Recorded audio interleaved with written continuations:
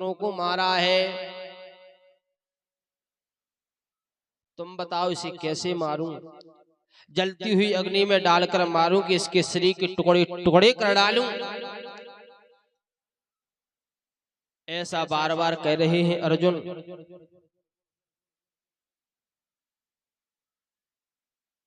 भगवान कन्हैया जिसे बहन कहता है, मेरा कन्हैया जिसे सखी कहता है, कृष्ण के चरणों में जिसे अनन्य श्रद्धा है, उसके मन में करुणा क्यों नहीं होगी? द्रौपदी ने अर्जुन की ओर इशारा किया, बोली छोड़ दीजिए, इसको छोड़ दीजिए, क्या मिलेगा इसे मार करके? अर्जुन ने कहा, क्या कहती हो तुम? अरे इस पापी को छोड़ दे जिसने हमारे 5 पुत्रों को मार दिया है, उसे छोड़ दूं? द्रौपदी ने कहा, इसे मारने से मेरे पुत्र वापस नहीं आएंगे, और आप इसे मार देंगे तो एक माँ का जो हृदय की अंतर्वेदना होती है वह एक माँ ही समझ सकती है। आज मैं मेरे पुत्रों के लिए रुदन कर रही हूं, मेरे तो 5 ही पुत्र मरे हैं, ये तो अपनी माँ का इकलौता पुत्र है, गुरु माता गौतमी क्या रुदन नहीं करेंगी? द्रोणाचार्य महाराज की विधवा रोएगी नहीं? उनको रोने देना आपको अच्छा लगेगा? इसलिए मेरा निवेदन है कि आप इन्हें मत मारो, क्योंकि गुरु द्रोणाचार्य ने जो विद्या अपने पुत्र को नहीं दी वह आपको दी है, क्या आप भूल गए? इन्हें मत मारो, ये गुरु पुत्र हैं। अर्जुन ने कहा कि इनके मन में तो करुणा आ गई भैया।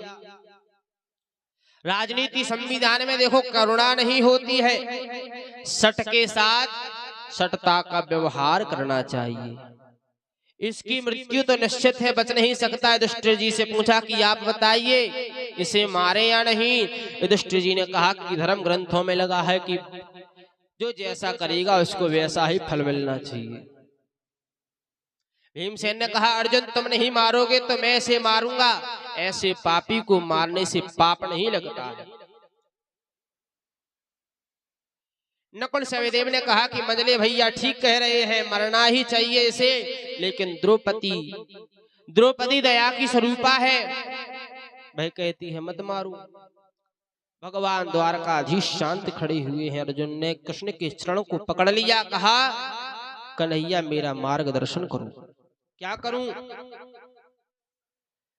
भगवान कहते हैं, अर्जुन शास्त्र कहते हैं कि ब्राह्मण चाहे जैसा भी हो, चाहे पापी हो, चाहे दुष्ट हो, हत्यारा हो, उसे मारना नहीं चाहिए। ये ब्राह्मण है, इसे मारने का तुम्हें कोई अधिकार नहीं है, ये बाल हत्यारा है, इसे छोड़ना पाप होगा, इसलिए मारो भी मत और छोड़ो भी मत। सन्नाटा छा गया पूरी सभा में। भीमसेन ने कहा, बहुत अच्छा, अरे आप जैसे न्यायाधीश 2-4 हो जाएंगे तो सब धन्य हो जाएगा महाराज। कैसे? मानस में वर्णन है कि परहेत सरे से, कि परहेत सरे से धर्म में नहीं भाई, पर पीड़ा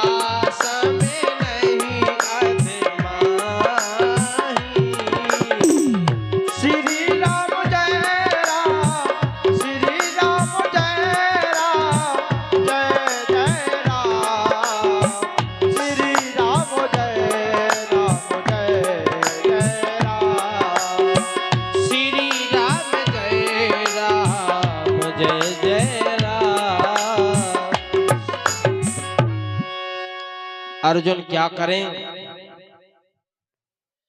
धर्म संकट में पड़ गया, लेकिन फिर भरी सभा में अश्वत्थामा की आधी दाढ़ी मोड़ दी, आधी मूछ मोड़ दी, आधे सिर के बाल काट दिए और सिर से उसकी मणि निकाल करके उसे धक्के देकर बाहर निकाल दिया गया। अधम ब्राह्मण का यही बड़ा वध है, इससे बड़ा वध और क्या हो सकता है? अश्वत्थामा को तो अर्जुन का शुक्रगुजार होना चाहिए कि काम तो मैंने मरने का किया है, फिर भी अर्जुन ने मुझे मारा नहीं, केवल दंडित ही किया है। परंतु अश्वत्थामा के मन में ईर्ष्या आ गई। ईर्ष्या आ गई। मानव का सबसे बड़ा दुर्गुण है ईर्ष्या।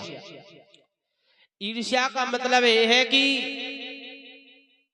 हमारी एक आंख फूट गई सो जरूर फूट गई, लेकिन पड़ोसी की दो ही फूट जावे, जा है ईर्ष्या। अपना अनहित करके भी पड़ोसी का दुगना अनहित करना ही ईर्ष्यालु का लक्षण है। अश्वत्थामा ने कहा, इन पांडवों के वंश को तो मैंने निर्वंश करके अच्छा किया, लेकिन अभी भी एक वंश में है।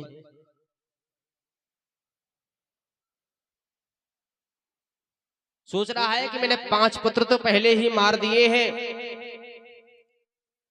अब अभिमन्यु की मृत्यु के समय मैंने सुना था कि अभिमन्यु की पत्नी उत्तरा गर्भवती है। आज उसे 9 महीने पूर्ण हो रहे हैं। गर्भस्थ शिशु को मैं उसी गर्भ में ही मार दूंगा, तो पांडव नरवंश हो जाएंगे। वंश में कोई पानी देने वाला भी नहीं बचेगा।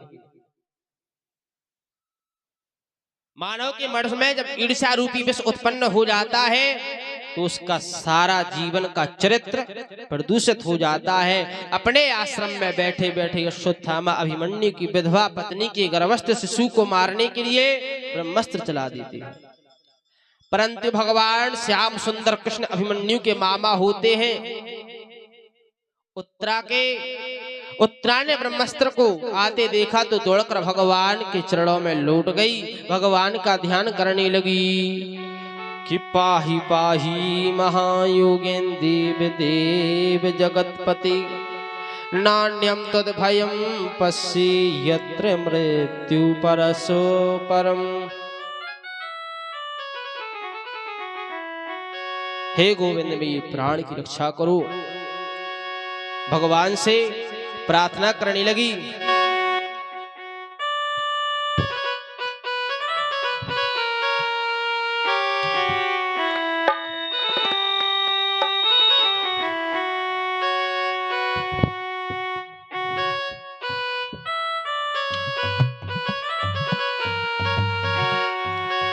कि इतना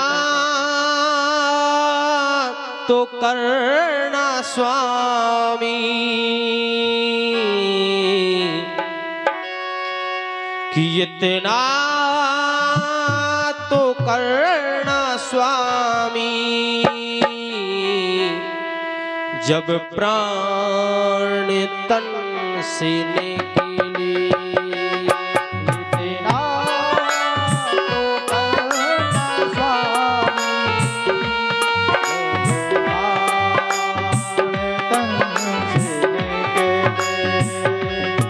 गोविंद नाम लेकर, गोविंद नाम लेकर, सब प्राण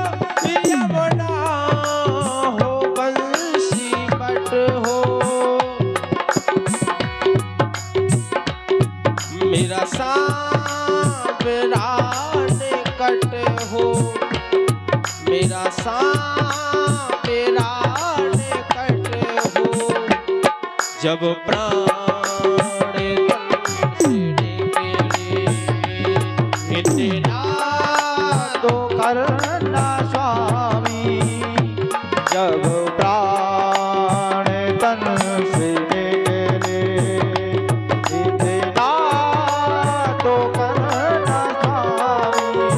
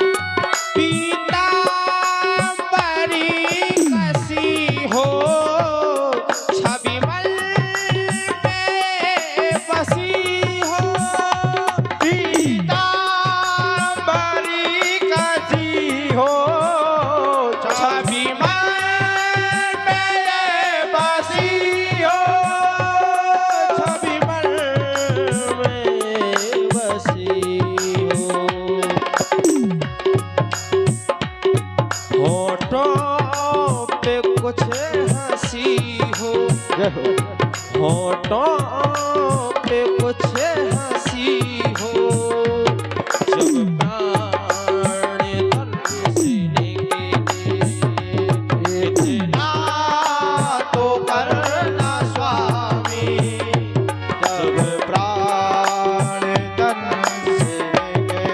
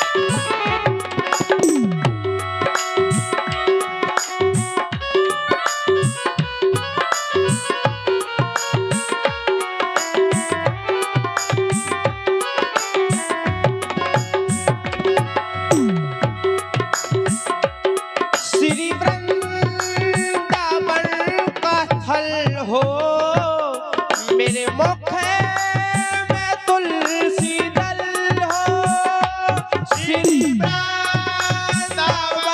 का फल हो, मेरे मुख में तुलसी दल हो, मेरे मुख में तुलसी दल हो, प्रभु चरण